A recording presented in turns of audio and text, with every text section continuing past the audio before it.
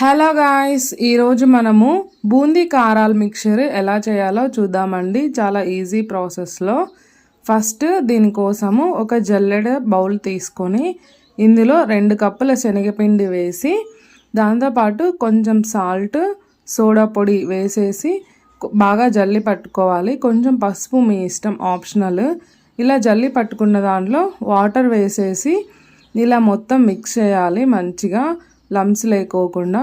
ఇలా మిక్స్ చేసుకున్న తర్వాత బాగా కాగిన ఆయిల్లో తీసుకెళ్ళి ఇలా బొక్కల గరిటె కానీ ఇలా ఏదైనా తీసుకొని ఇలా అంటూ ఉంటే కిందకి పడిపోతుందండి బూందీ. బాగా వేయించి పక్కకు తీసుకోవాలి.